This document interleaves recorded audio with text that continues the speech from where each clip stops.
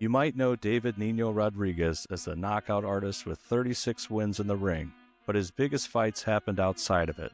From battling addiction to rebuilding his life, he's faced it all, and now he's using his platform to speak out on some of the biggest issues shaping our world today. In today's episode, we get real about the chaos at the border, the deep-seated conflicts shaping global politics, and why the cartels aren't backing down anytime soon. Plus, we dive into the deep state debate, Trump's foreign policy moves, and the power of personal transformation. No fluff, no holding back, just straight talk on the fights that matter the most. So if you're ready for an unfiltered look at the world through the eyes of a former heavyweight champion, stick around because this one's going to hit hard.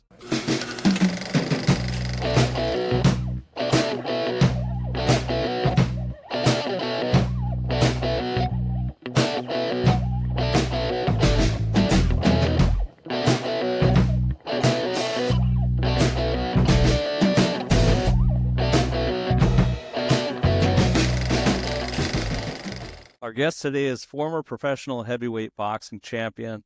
Born in El Paso, Texas, he had a successful boxing career, amassing an impressive record of 36 wins, with 34 of those coming by way of knockout and only 2 losses. Known for his powerful knockout style, he was a top-ranked contender before a gruesome facial injury from an attacker outside of the ring temporarily sidelined his career. Since returning from boxing, he currently hosts an extremely successful podcast, Nino's Corner, where he discusses current events and political topics. Please welcome to the show, Mr. David Nino Rodriguez. For those victories come by way of knockout. Yeah, presenting it's Texas on David Nino Rodriguez. That's the man. Wow. I was like young. That was 17 years ago. All right. Yeah, man, that was like one of my biggest fights. I fought the giant. The guy was like 7 foot or like 6'11", I think he was. Damn. You knocked him out though. Wow. Yeah, I knocked him out quick. Yeah. I know I would, but I just can't. Wow, that's crazy to see that. I don't even watch my fights anymore. Right. Look at them. I had a grandson come to Florida and spend a week with me. I told him that he was going to be on our podcast. And he loves UFC fighting. And I said, no. Have you ever heard of David Nino Rodriguez? He goes, yeah, I have, but I don't know. So we went and watched 21 of your fights. Okay. Oh, man. And all of them were knockouts. I didn't put any of you lost. You only lost 2 anyway. And then I lost 2 at the end of my. At the end, yeah. I mean, that was already. I mean, you were 35-0. Is that right, David? At one point. Yeah, I was 36-0. 36 before I lost. Yeah, and then I had that knife situation happen to my throat, my neck. And I just tried to bounce back too fast, I think. I just was an emotional wreck. It was like coming out of, like when you come out of a car accident. Yep. I don't know if anyone's been in a. I was in a bad one. Well, you're in shock, right? That's how I was for like a year.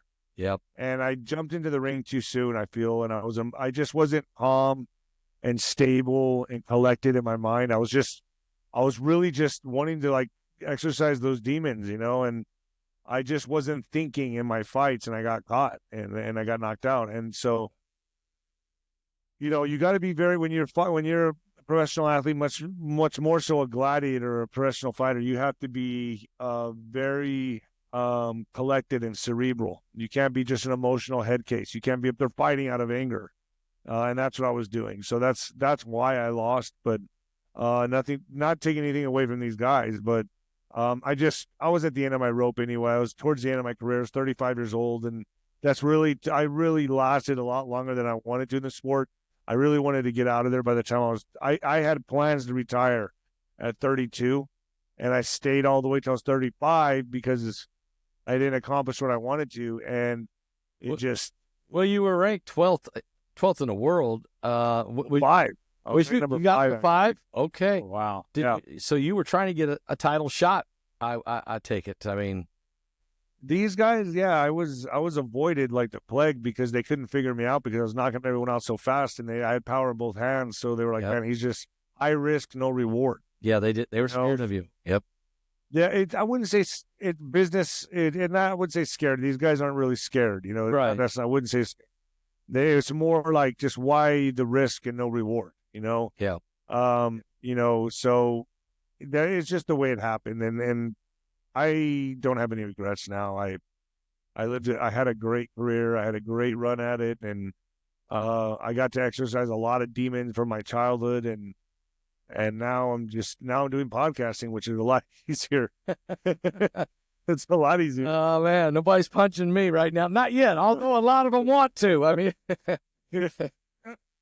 I'm telling you, man, it's like, man, I get to just relax and just talk to very interesting people. That's cool. Yeah. I'm good with that. Yep. Yeah. But people don't know this though, is the reason I got out of boxing really was my back. I had two like extensive back surgeries, L4, L5, S1 fusion. Wow. And they put a cage in there. Oh, My whole spine, all the vertebrae were calcifying.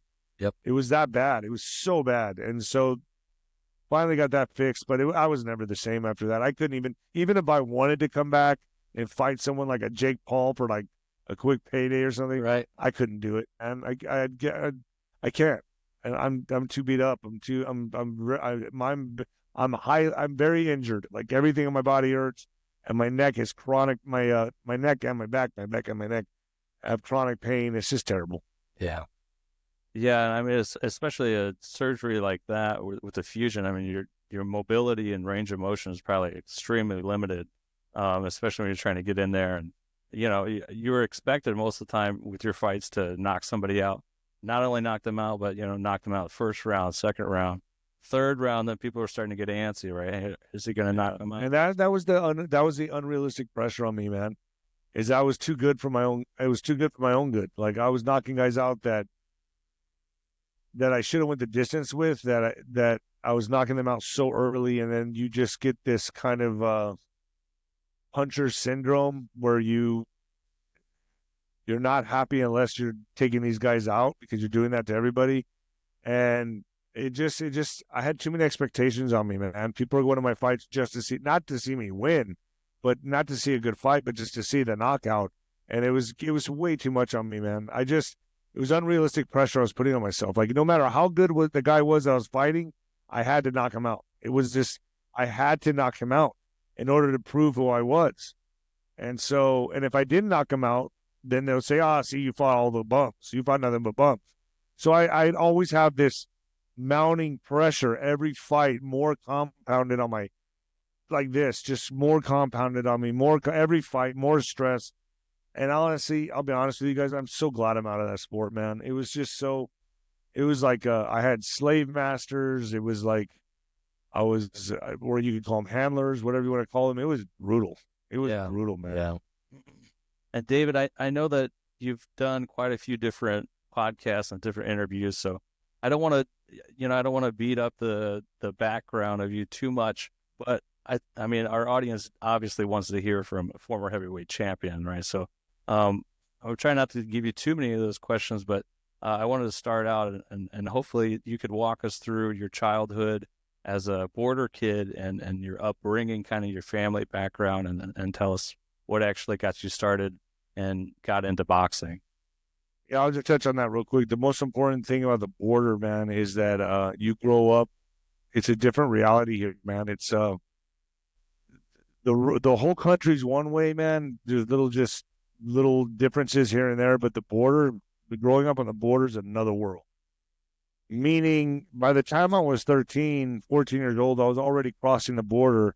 I had a third world country to my disposal, and we were alcoholics by the time we were 13, 14 years old, partying on the strip, partying at the clubs that were all drug-owned, cartel-owned clubs that would make Las Vegas jealous, okay? Like, these clubs are like that.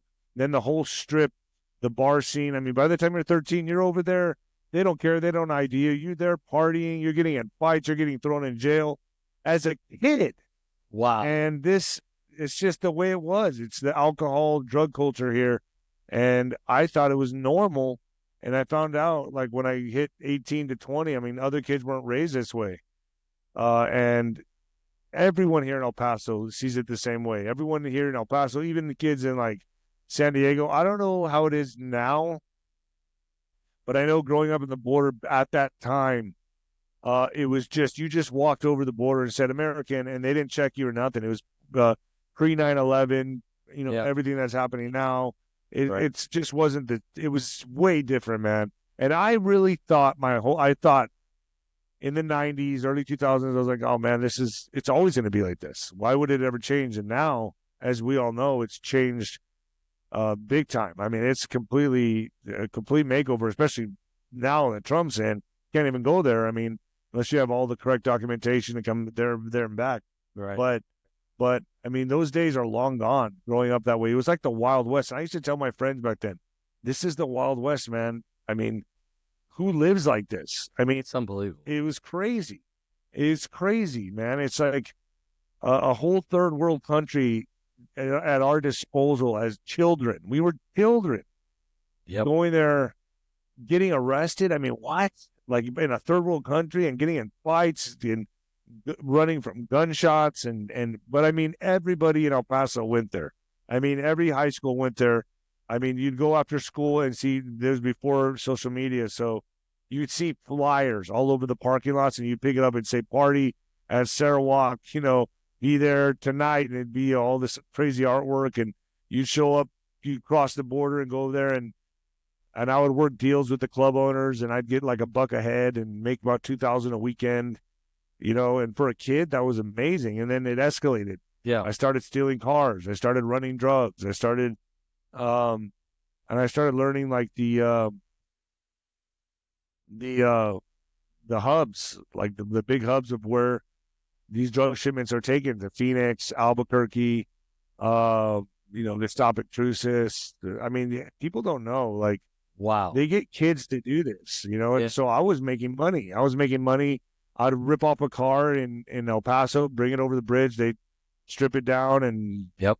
do whatever they do with it. Give me $1,500. I thought that was amazing back then because that was my party money, right? Right. Then I'd go see a club owner and be like, with that $1,500 I'd have in my pocket, I'd go bet on the dog races, boxing fights, whatever. And then I'd go see the club owner and I'd be like, hey, I want to throw a party here this weekend. All right, I'll give you $1 a head.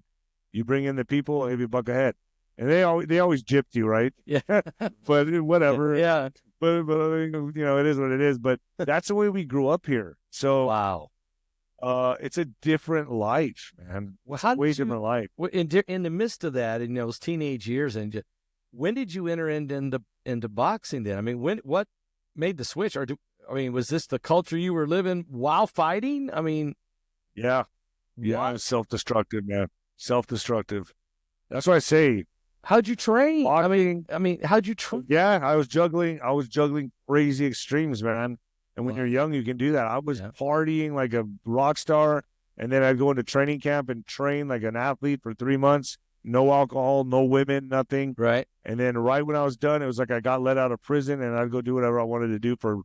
I would disappear. My management couldn't find me. My trainer couldn't find me. I would leave the country, or I'd wake up on the beach somewhere. Like I was living it was a fun life. Almost like two Yeah. lives. Just an adventure, man. And that was just my life. It was crazy, chaotic. I was like a pinball in a pinball machine. Now, way different life, way different life. Much more calm. Like I said, now I'm just doing podcasts. I don't drink anymore. I'm sober. Been sober 5 years and 2 months. Congratulations. Yeah, thank you. I used to take sleeping pills. I used to drink cocaine, women, sleeping pills. Hopefully I could go to sleep. Almost a half a bottle of NyQuil every night. And then all that's gone now. So, I mean, Completely sober. so Crazy. at some point, I mean, how did faith play into that? Was there a change took place in your life what brought you to this epiphany of a change? Here's the thing. I always had faith. That's always true. had faith. There you go. I always believed in God, man. So I was an altar boy at a very young age. Wow. Now, religion and faith are two different things. That's true. Right. That's true. So I always had faith. I always believed in God. I always believed in Jesus Christ. I always would pray when I was in trouble, like, Lord, get me out of this one. Get me out of this one, and I promised. That kind of stuff. You're right. I understand. But I always had a good heart, man. I never really wanted to hurt anybody, just in boxing. And then afterwards, I'd go have a beer with my opponent or whoever. I mean, I was never like malicious in any way, ever in my life. So you respected the sport itself, and the competition and your opponent. That's a whole different world than running wild. out there on the I street. was exercising demons, if you want to know the truth. Yeah. I had a lot of insecurities. I had a lot of things that plagued me as a child, a lot of anxiety that I had to just work out of my system, and boxing afforded me that, where I could get that out of my system, and I was possessed. And I'm not saying like by a demon or anything, or maybe it was, I don't know, but I was possessed by the sport. I loved the sport, but I had a lot of things, man, a lot of trauma, a lot of insecurities that I had to work out of my system. Yeah. And that's what boxing was for me. That's really what it was. It was therapy, in its own way, you know. And when I got knocked out and I got stabbed and all that happened to me, all of a sudden I lost an identity that was so dear to me. I really thought I was the champ. I really thought everywhere I'd go in my hometown, everywhere. Oh, I'm going to buy, my dinner was bought for, my drinks were bought for. Yep. That I just signed a wall or a sign of autograph or whatever. That's just what the way, it's not like that anymore, believe me, but for a while, that's how it was. Yeah. And when that all disappeared, it's like, holy crap, who am I now? Right. Like, whoa, that's gone. Who the hell am I? I didn't even know. And that was so scary, because then I had to look in the mirror and see all the blackness and see all the dark and gook and bad stuff that I was running from for so long, that now I had to face. Yeah. So that's really when the fight started, was That's the real 2014, 15, yeah. And that's what ultimately led me to stop drinking, was because I was like, oh man, I know where I'm going. Right. Yeah. I'm going ditch. I'm gonna be found dead, or I'm gonna get in a bad car accident, or I'm gonna kill somebody in an accident, or I didn't know, man. I mean, I already had 3 DUIs. It was everyone's problem but mine. I was just coping with my problems. You know, I thought I had a right to cope with my problems. And then once I made that switch and said, and I had this epiphany, like, that's it, man. You got to stop drinking. That's how you change things around. It was God telling me that. That's right. And when I listened, I finally listened. I was like, all right. And I said this because I was getting ready to off myself. A lot of people don't know this, but I was getting ready to put a gun in my head. There was many times in the morning I would wake up and just think about it. And anyway, so he rescued you, though. Because I felt in my soul, the only way I'm going to turn anything around in my life is to quit alcohol. Yeah. And that led to quitting everything else. I mean, once I quit that vice, it created a vacuum that podcasting filled. Right. Next thing you know, I made a viral video, and that's how I hit the scene with the podcasting. And I just took advantage of it, and I created this podcasting where I'm at now. Everything that's going on now was created from my sobriety. So, and first and foremost, God, no doubt about it. Yeah. But I had to listen. If I didn't listen, then I would have just, I would have met my demise, and I would have been. I don't think I'd be alive right now. I'd be honest with you, Pastor. I would not be alive today. I don't feel I would have made it. So 5 years, 2 months sober. That's where I'm at. Congratulations, and I'm really proud of you. And wow, you're making an impact on the world again.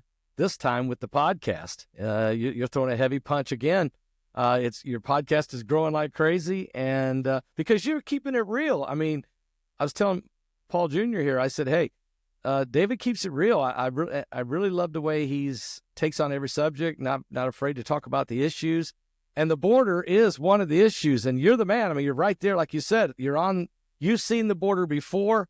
You see the border today. Trump is in. So tell us, what's going on now at this moment? The Army's down there, I think, and where's this thing going? Man, I think conflict is inevitable. I think we're coming into.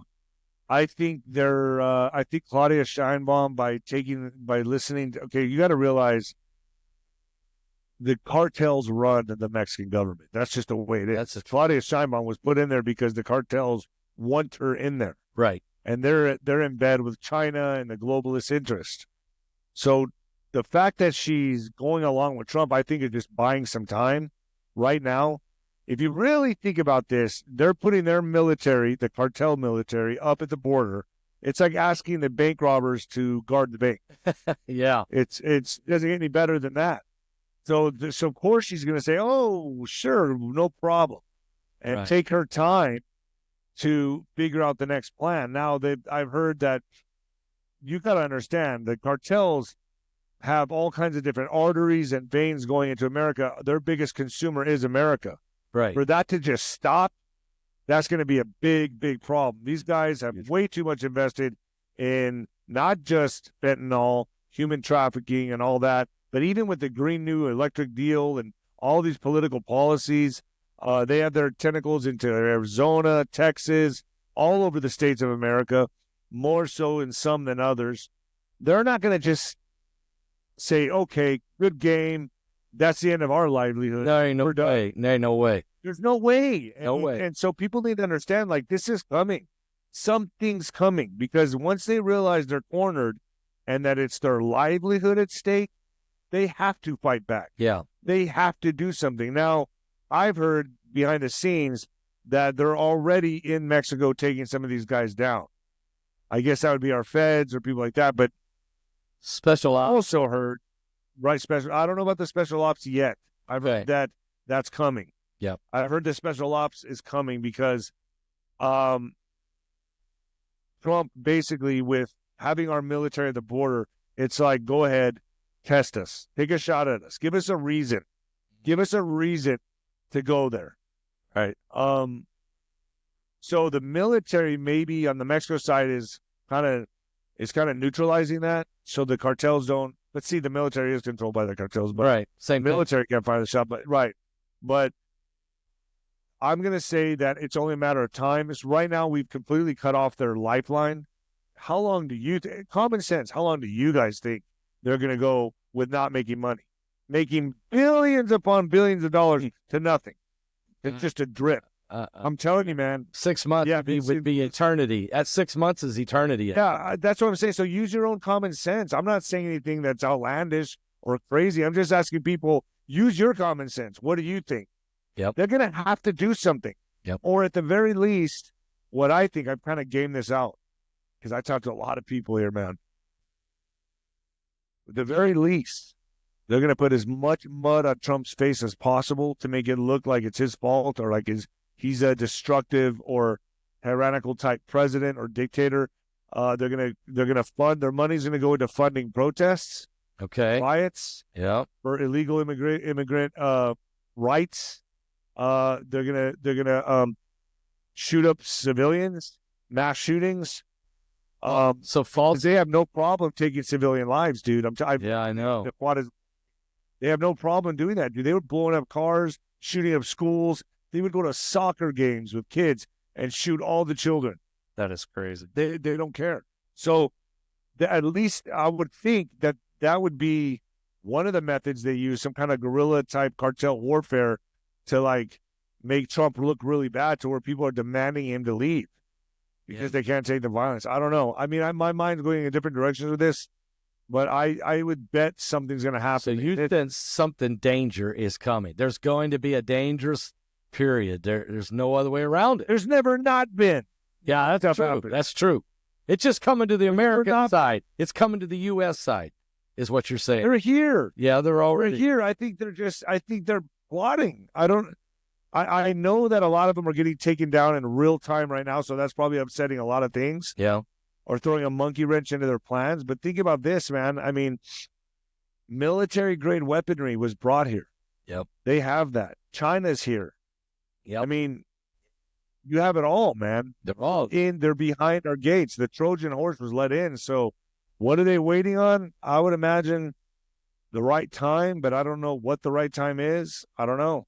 This is me just thinking outside the box with your audience and you guys. Yep. Right. Just the whispers I hear here, and there's no way they're going to go away quietly.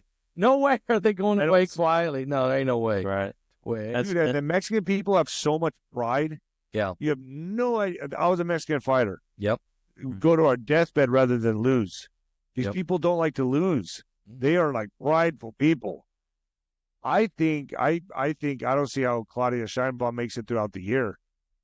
I don't see how she makes it if she's played ball with Trump. If she even decides to play ball with Trump, they're going to take her out. Yeah. I don't know, man. I mean, because in Mexico, and Paul, you know this too, that I don't even know how many mayors and judges and politicians have been executed and murdered. I mean, in Mexico over the last 20 years, 30 years. Reporters, it don't matter who they are. Priests, nuns. I mean, it's crazy. Yeah. Right. It just doesn't make sense to me, like what's happening. It's just way too quiet. Yeah. Now there's shootouts and stuff on the border happening now, but they're like small. Yeah. It's never really small. There's 10 to 15 people die at a time, but I don't know. I'm betting something big's gonna happen. Like a mass casualty event is what I'm banking on. David, you live right there in El Paso still, right? Yeah. And that's Yeah, what, here. just pretty much a stone's throw away to Mexico? Oh, I could go to the wall right now and shake a hand with one of them. And I was just there. I was shaking hands with the federales and the cartels. Yep. That's crazy. But I went and talked to them. can you give the viewers just kind of a picture of, are the U.S. troops already situated on the border, or can you? They're here. I can pull up some footage for you if you want me to look for it. Sure. I'm just Footage. Great. Yeah. But I'm just curious if you can, if you're over there by the border, if you've seen them. Yeah, I've seen it. Yeah. Okay, you've seen them already. Yeah, let me see if I can pull up some footage. I don't know. Yeah, this is great. Yeah, if I can. I you never know. Right. But yeah, it's you can cut the tension with a knife, to be quite honest with you. It's like it's not like what people think. It's people here are very upset, man. They're very mad. And this is their livelihood. Even the people here that employ illegals, what do you think they're doing? They're mad too. Yeah. They're not happy. They're upset. The people that employ illegal immigrants, man, they're not happy either, because it's a big part of their exactly of their livelihood, by able to have workers that can come and can help them at a lot lower cost, and also understand the culture. No doubt about that. Exactly. Yeah. Wow. It's just really, like, it's just going to be interesting to see how this plays out. I don't know how it's going to. I expect violence, not any day, but any moment. But I just don't know how they're going to go about this. I think they're buying time right now to think about how to go about this. Yeah. Because a month is enough time for them to figure out something, just enough for them to drag their feet, maybe.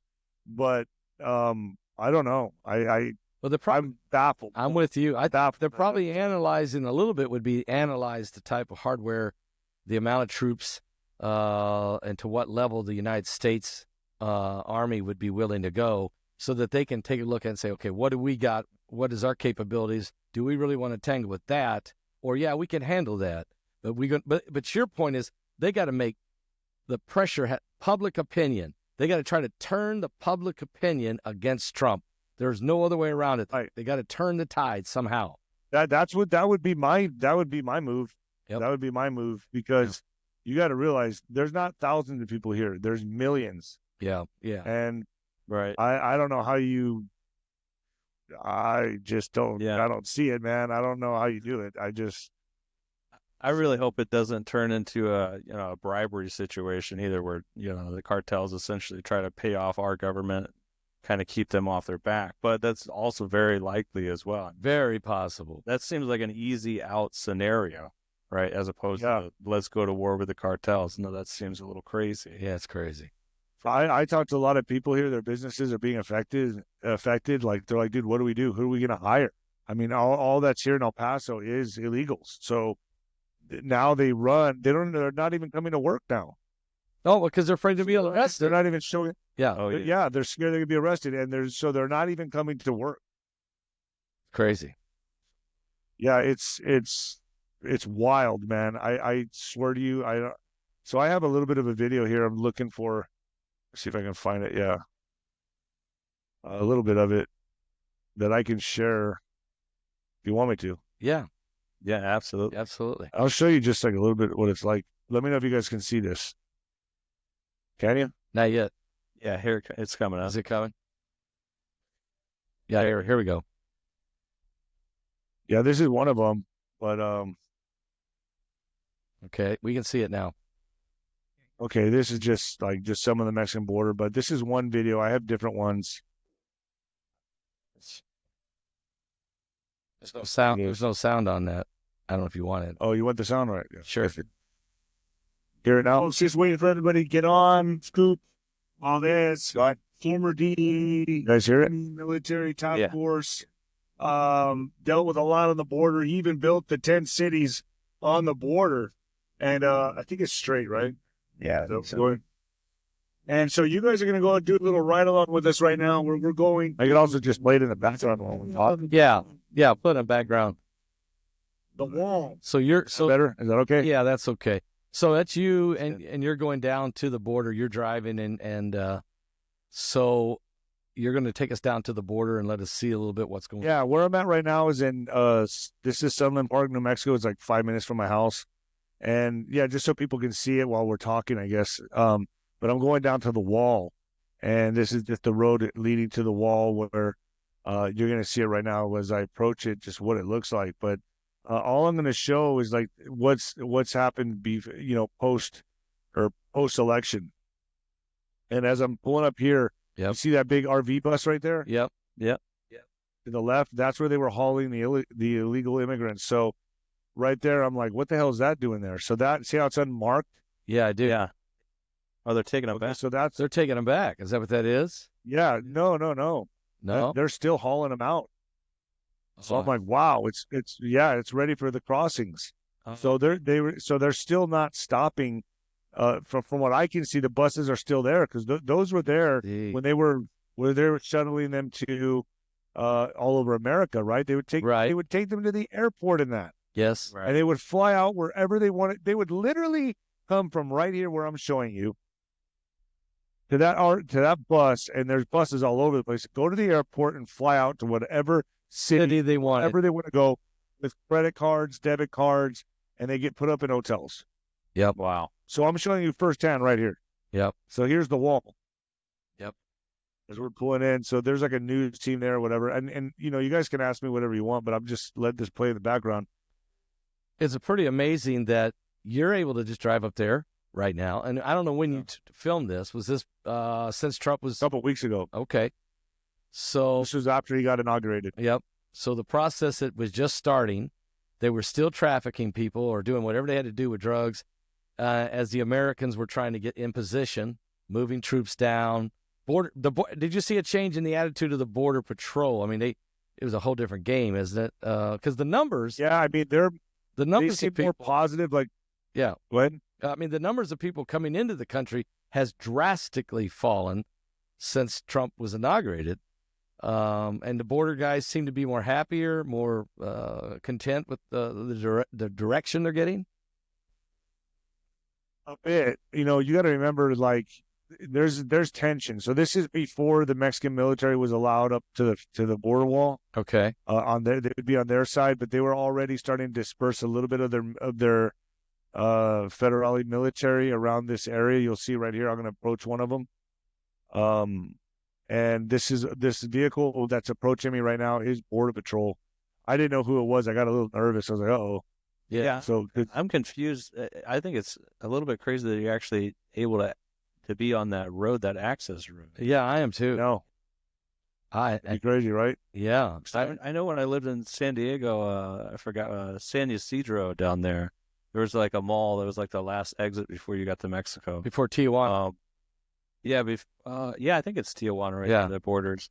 Well, you gotta know where to go. Basically, this point right here is a huge artery for smuggling immigrants and trafficking and drugs. Right here, what I'm showing you. Yeah, Yeah. it looks like the. So that's all there. That's all Mexico right Yeah, that's Mexico, just on the other side of that wall. Wow. And that border, does it continue over the mountain range over there? No, this is the crazy thing. It stops just abruptly. Boom. What? Where they can just cross over. Yeah. So Are you serious? I'm going to show you right now how crazy this is. So right there, do you see those? Into the wall. The end of the wall right there. That's just where they cross. And do you see those barriers they put up? Those X-shaped barriers. Okay, that's the extent of stopping them. No, that's not going to stop nothing. That wasn't there before. Okay, before Trump, those weren't there. After Trump, those are there. But you tell me, does that look like it's going to stop anybody from crossing? No. Yeah, that's what's there. Especially because nobody's even standing down there. Just they are. which I'll show you. Oh, Mexican. Oh, Yeah. You're going to see on the Mexican side, there'll be people standing there. Yeah, so that's where the federales are. I see. Well, I could walk around there. Yeah, so see, there they are. Boom. See them with machine guns and everything? Yep. Oh, okay. Standing right there. So we go to this guy. I don't really want to show his face. Oh, no, it's okay. So see, so I'm talking to him in Spanish, and he's telling me like, is it okay? I said, is it okay if we record? He's like, sure. So look how easy it is to cross. Yeah. Right. So is this guy, is that like a Mexican Military? border patrol or military? That's part of the military right there. So you just cross Just this. walk around. You're in Mexico. There you go. That easy. And their border patrol guy is standing there. He's not going to stop. That's not border patrol. That's military. I mean, that's military, Mexican military. And so on paper, are they supposed to be working with our border patrol? Not at that time. No, I don't understand. No. I think they were just there for intimidation reasons. I'm not sure, but that's what was so strange is that now the military, 10,000 military is up there, right? But right at this time they weren't. They didn't deploy them yet. They hadn't been deployed. The terrorists haven't even hit yet. Oh, so the Mexican military is there now. If you went driving there, correct. They should be. I should go back and check it out. Yeah. Pretty amazing. That'd be very interesting. Well, you can. And so right here you see. Oh yeah. Look you're gonna see all these. This is where they traffic a lot of people. Yeah. And you'll see their shoes, underwear, children's shoes, phones. Yeah, they just run underneath there and they let them in. Wow. So you could see why, with the Biden administration, that the numbers of people that were coming in every day by the thousands, you can understand how they were getting in. They're discarding all their stuff on the other side. Yeah, wide open door. Yeah, and if not here, they were just coming through tunnels and stuff like that. It's very easy. And plus, the Border Patrol wasn't really. They were just an Uber service, so they weren't really right. Stopping them. They weren't stopping them. Wow. So when you say they're coming through tunnels, can you explain a little bit more about that, Dave? Yeah, tunnels that go from Mexico all the way into the States. So like these are elaborate tunnels that have like air conditioning. They're like, how they used to build for like mines, right? To mine gold and all that. They have stuff like that, but it's like way more elaborate. They have like carpet, I mean, like it's crazy. Like they're able, and they have some that can fit Humvees loaded with drugs. I mean, it's not like people don't understand when you think of tunnels, they think of like, a little dirt tunnel that people have to crawl in. No. These tunnels are like transport, man. You can drive through it. The whole transportation. So how have you seen or been in one of these tunnels before or no? Yeah, when I was younger. Oh, really? Yeah. So when I was younger, some of them lead to the sewers. Okay. And you can come up through a manhole. Yeah, that's all they need. Some of them just make it to the sewer. They cut a hole, and you just have to walk through crap. But yeah, they'll use the rubber shoes, or they'll put some plastic around their feet or whatever, and they'll just walk in there and then they get it up the ladder. Yeah, I mean that's still an entry point. So I mean, if you're in goal, it's just to make it across, right? Like right. Oh, dude. I mean, but some of these tunnels are like elaborate. That's like Humvees and that are packed with drugs can drive and then open up into a warehouse. Wow. So David, what do you think? Now that you're living it right there, you can see what's going on. Take a couple steps back now, and you can see what's happening in the Middle East, and you see what's going on in Europe with Russia and Ukraine, and even yesterday when we got an American out of Russia prison, thank God. So how does Trump manage the border? Try to end the war with Ukraine and Russia, and deal with the unbelievably impossible Middle East issue. How do you see his policy, the Trump doctrine? How do you see this working? I think he's going to be sending so much more, many more funds to the border. He's even said he's going to be sending the IRS agents there. He's going to reallocate everything to the border. I don't think Ukraine's going to get any more money. I think they're done. I think Zelensky should be left to fend for himself. Maybe he might put him in a, in hiding somewhere. I don't know. I mean, they may be able to do that, but I think Putin has always been an ally of Trump. And I think not an ally in the sense he's been, he's going to do what's best for Russia, obviously, but I think they've always had an agreement since Trump was first in there. They're both fighting the same enemy. They're both fighting the globalist regime, and I think they have an understanding there.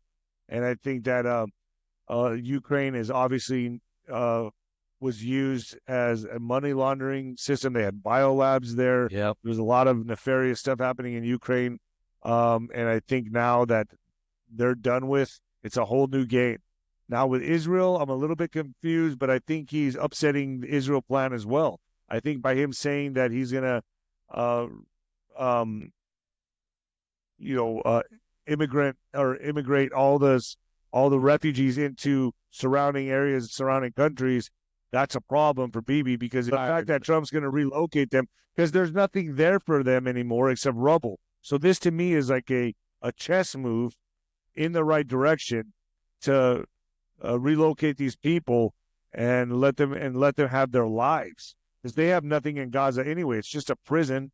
So I think that deep down it upset Bibi Netanyahu. And if you look at this as like a chess game, I think these are the right chess moves to be made. The fact that he's saying we're going to develop it and do this and that, well, he's a businessman and he probably thinks he sees an opportunity, and not giving it to Israel wholly, like the whole Gaza Strip, that has got to piss them off. Yeah, that's got to make them very, very mad. They want it. They want it. So just imagine how upset Israel is right now that he's going to be relocating all these immigrants into surrounding areas. Oh, man, I think that's a huge move. And if people that don't see it, they're refusing to see it for what it is. Yeah. These people have nothing there anyway. So keeping them there is no good. They're just going to keep getting bombed, and there's going to be conflict. The fact that he's moving them out and relocating them is huge. In other words, it's a bloodline thing, man. It's a bloodline thing. It's definitely it's right out of the Bible. I mean, this has been going on for 4,000 years. And to your point, what Trump's trying to do, I think, is give these Palestinians an opportunity to start over, just actually have a different life, a better life. And because I think so. I think so. And for the Jewish people, well, it also could end up being a great thing, because then there's no more battling over the same piece of real estate. There's no more people coming over the fence and all the killing. Right. We're not even really giving it to them. Work out. That's I know. That's the part. That's even worse. That's worse, because in the Bible it talks about don't part the land of Israel, and in a way, by Trump purchasing it, or he said we're going to own it, the United States going to own it. I mean, it's going to be interesting, but maybe it's the only option. It's been so long. I don't know what the option is. I think that's the best option, because what is Trump going to do? Okay, no. He's going to keep it there. We're going to keep we're going to keep the people there and let them rebuild. Rebuild what? Out of rubble? They're just going to get bombed again, and there's just going to always be that conflict. By him saying, no, we're going to turn this into like, I don't know what he's going to do. The Riviera. Yeah, the Riviera. I don't know. Whatever. Yeah, that's just crazy to me, and it's like genius at the same time. And who are they going to get mad at? Right, America. We paid everything for that. Yeah, that's so. It's like, oh, I saw his body language and the way he looked like he wanted to jump out of his skin when Trump was talking about Bibi. So, yeah, Bibi. Yeah.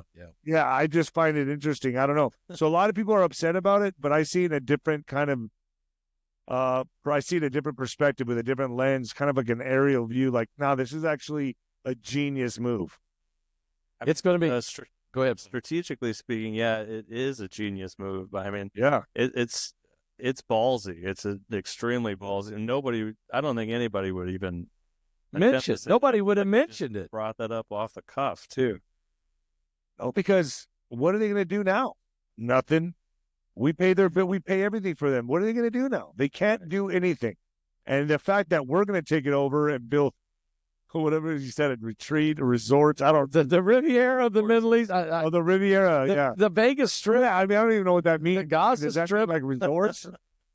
He said the people. I mean, just Well, actually, the real estate sits on the Yeah. beautiful Mediterranean there. I mean, it really is beautiful. so then he's okay. So for the people of the world, he said People, that right there is a shot to Israel saying you're not getting it. What do you think they bombed him for? They wanted it. I know. So Great. unless he thinks he's going to rebuild this whole thing and then just give the title back, or let Israel continue to hold the title of it, and America There's runs that. it, There's that. Maybe. maybe. Yeah, maybe that, but I don't see it. Yeah. I don't think that's what he's doing. We're I going. don't think He's too smart for that. Trump Country Club Gaza. I mean, I don't. At this point, the Trump Plaza. There could be the casino. I mean, there's everything he made. I don't know, but I think that it is going. Gaza Hotel and Casino. I mean, I don't know.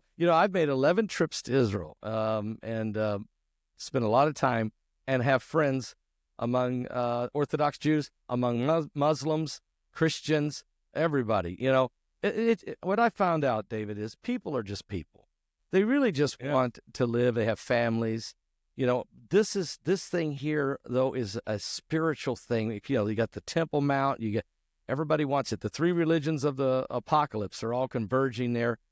And it's a different place than anywhere else in the world, because it runs so deep in their spirit. It's this right in here.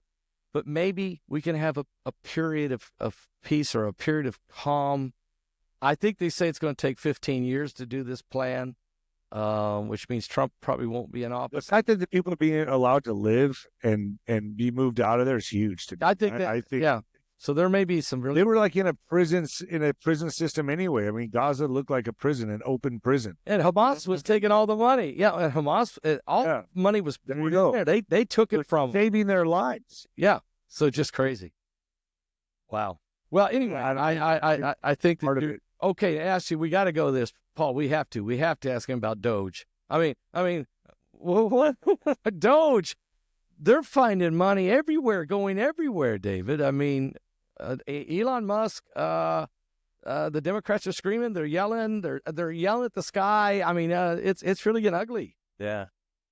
This is how you get them. You cast a wide net. You clean up the agencies. You trim the fat, and you find out who's accepting money from USAID. All these fraudulent organizations that were just giving money to just ridiculous things like transgender surgeries and operas and whatever they can configure in their minds. Right. And you see what politicians were taking this step and who are part of it. They're guilty. Then guess what? The investigations come, which I promise you, they already know it all. They already have it all. Yeah, they know it. So, yeah. So then this is just going to be the excuse to get the people behind this for the court of public opinion. So when they start doing the investigations and the arrests, the people are pissed off and they're behind it. You got to get the people mad. Yeah. You got them say, "What do you mean my money's going to this? What is this? What is this garbage?" Right. They get mad. You get the court of public opinion. Then you can go after who you want to go after, which he is. This is the boomerang. I've always called this the deep state Holocaust. That's what we're going to see. Trump is going to be Wow. for years. For 1,000 years, people are going to be talking about this guy. It's going to be the deep state Holocaust. That's what's coming. Just like the Jews in the 40s, it's going to be the deep state. It's going to be talked about forever. And then Trump is going to be looked at as however history portrays him. They're going to portray him as a Hitler. But we all know what happened. These are crimes against humanity. Yeah. People are human traffickers. Yeah. They're bringing in fentanyl. They're doing who knows what, taking our tax dollars. And that's how the people are going to get behind this. Yeah. It's starting now. So Yeah. this is what it is. What you're seeing right now is the implication, the start of, look at this person, look what they did, look what they're doing with their money, look what they're doing with their money over here. Getting people to realize this and see this, so when it happens and they start investigating and then arresting these people, it's over. And then I'm going to predict something here on your show. All right, let's hear. They will start with taking themselves out. There's going to be a month, I think a month or longer, where they're just, the homicides have played their game. They've tried to roll over on each other. It's going to be homicides first, and then they're going to start taking themselves out. I think they're going to realize there's nowhere to go. Nowhere to hide. Well, right now, it's already there, man. It's already there. We're realizing this now. I mean, right now, I seen Sunday morning that Trump's approval rating by American is 71%. Nobody Nobody's been 71%. Not even John F. Kennedy in his greatest rise. Nobody's at 71. Wow. And it's only going to go up because as the more of this stuff gets revealed, the more the public are saying, you know what, these guys have been robbing us blind forever. And they're going to look at these senators. They're going to look at these congressmen and say, you've been sitting up there, Mitch McConnell, for 50 years. You guys have been sitting up there, and you knew what was going on, you know? And you're right. The anger, right now, it's shock, but then it's anger. Don't you think? Right now, everybody's shocked. I think Trump's going to let this play out in a sense that he's going to let these protests take place because he's itching. The next phase of this plan is arrests and military. I'm telling you, the next phase is arrests and militaries on the street to clean up the fentanyl and the cartels of Washington. I just hope it doesn't impede on the average citizen's rights. I just hope. Yeah, I agree with that. I don't want to see I don't want to see checkpoints. I don't want to see this. No. First, let me see your documentation because then we're in Nazi Germany. Yeah, we don't want that. We don't want to go that far. I don't want that. No. None of us do. But who knows? I don't know. And see, is that going to be a way that we accept it? And the next thing you know, it's 2 months, 4 months, 6 months, a year, 2 years, a decade, and we have military on the streets, and we're like, it's just normal. We don't want that. I don't know. Yeah, I don't want that. I don't know. That is a police state. Now you're talking police. Then we got duped into it. Right. Yeah, we can't. And they sacrificed their own. Do you get what I'm saying? So yeah. So the real genius behind this is it that they're going to sacrifice their own players to implement this police state? Wow. I have to think about that. Wow, that's another whole thought. Wow. Yeah. So, David, the one thing I've been thinking about for a while now, I think a lot of people have. Do you actually think the Epstein client list, P. Diddy client, do you think that stuff's going to come out, or are they just going to blackmail people forever? No, it's coming out. The reason they're going to do that is that's how they're going to get these people. They're going to use the human trafficking as the ways and the methods because all these people are sick. They're all involved. That's how you're going to cast this net, even a larger net, not just with the USAID stuff and all that. Right. That is why I'm calling this the deep state Holocaust. It is going to be a deep state. They're all going away. They're going to start with P. Diddy. There's a lot of other celebrities that I've had Jaguar Wright on my show talking about. I mean, people you wouldn't suspect. They're all involved in this. And politicians, and this is how you get them all. And I really do believe and what I'm worried about is this, and here's another thought, is that they get everybody, they clean up the government, they clean everybody out, and then what? They just replace everybody with AI? They replace the government with AI? Oh boy. We don't want to go that deep. We don't. I'm just saying. I know. I'm just saying. There's always something here, man. There's always another play. If you think there's someone at the very top watching all this play out, you're crazy. Because there is. Yeah. There's always a hierarchy, man. And I just, that's the way I see things. That's the way I play this game. That's the game I'm watching. I try to look at it from their perspective. Yeah. Yep. Wow. Right. Who is this really going to benefit? Because people aren't just going to let you do anything. No. Yeah. So do you think Trump could be a part of that? Or do you think? Yeah. 100%. Absolutely. But is he, like Benjamin Fulford on my show has said, two factions of the Illuminati are fighting and blah, blah, blah. Now, if you want to believe that, that's up to you. I don't have proof or I can't validate that. Right. All I can say is if I'm thinking logically on this, like the boxing game or whatever, there's fighters, there's coaches, there's managers, there's promoters. The promoters own both the fighters. I think there could be bigger player, higher player. Yeah, that's kind of letting them fight it out. Let them fight it out. We still own the game. We're the boxing promoter. Let them fight it out.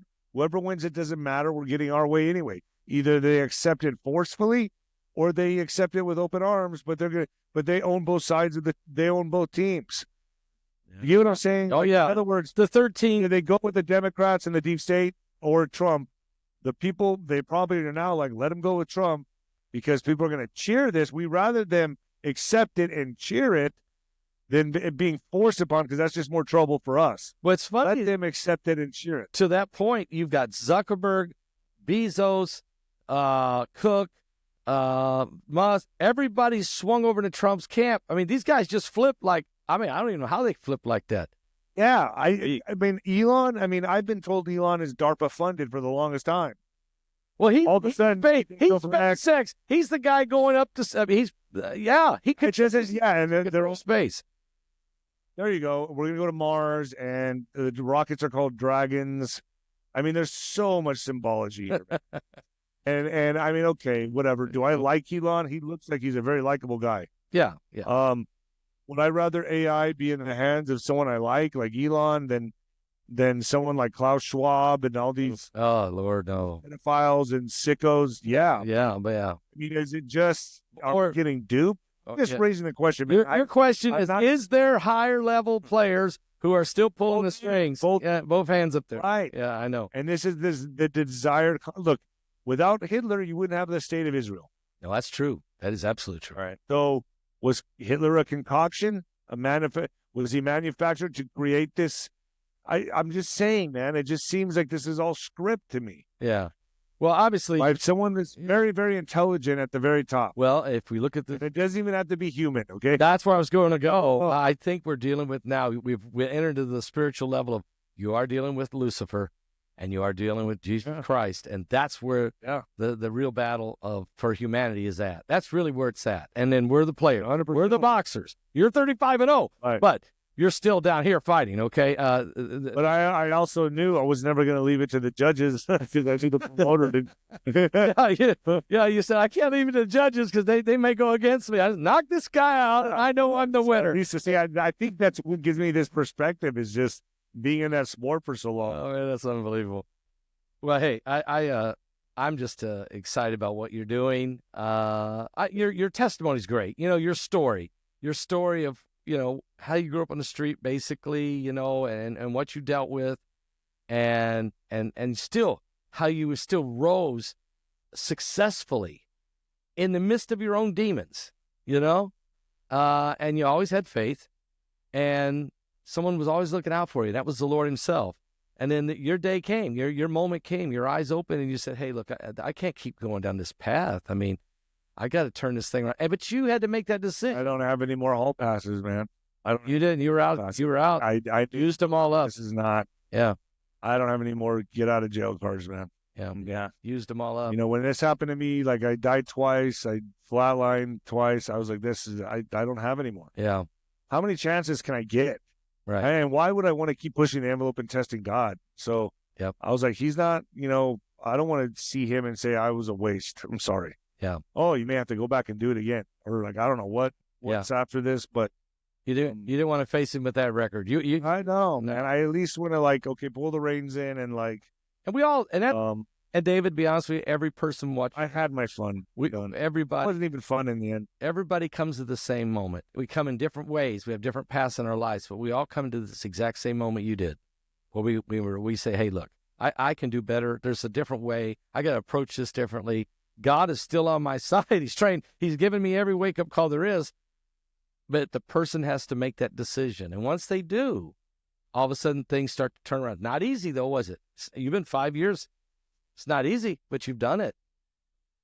You've done it. It was easier than I thought because so many other doors opened up for me. But I will say that the constant reminder of seeing my friends that are my age right now, still drinking in the bars, sloshed out of their minds, nothing's working out for them. No. That's where I was going. And I was like, I wasn't going there. I was there. So yeah, I was living there. So it's kind of a strange thing. You know, it's like these guys are now in their 40s and 50s, still acting like, and that's what I wanted to get at real quick. Let me just finish this. Okay. The drug alcohol culture in El Paso, Ciudad Juarez never leaves you. It stays with you.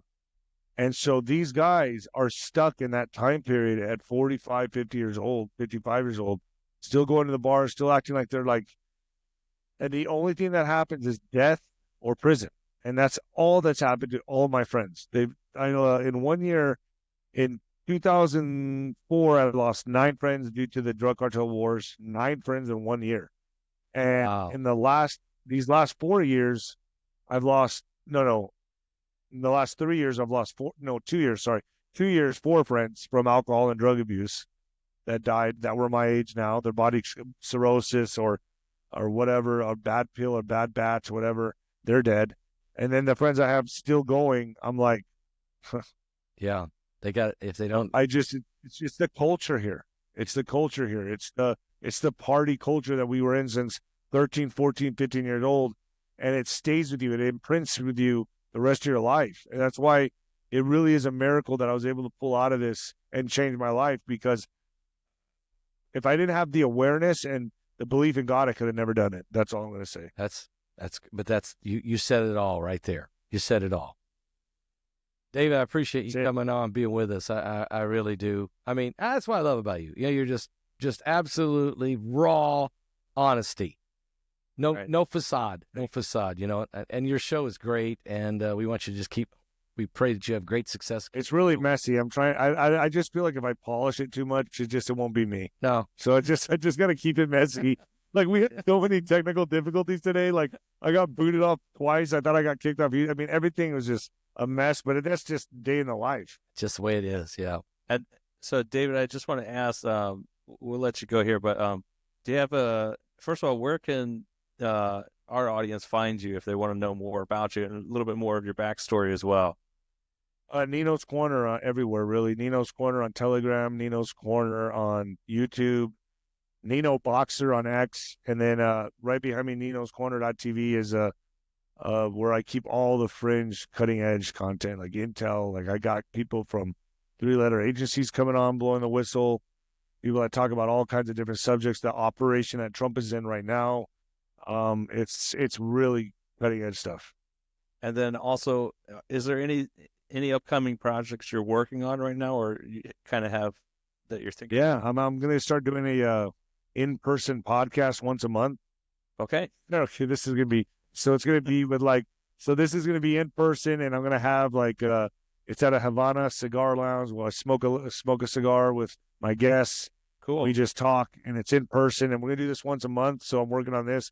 I have Chingo Bling coming in. He's like a Chicano comedian. And then I have Shane Stevens coming in, whose grandfather, has the tapes and audio he's going to play of LBJ admitting that he killed JFK. What? Oh, wait a minute. Are you serious? Whoa. Yeah. We are hearing. Matter of fact, I don't know if you've seen it, but yesterday, someone in one of Trump's lawyers or up there in his organization said the JFK files that they are admitting now there was at least two shooters. That just came out yesterday.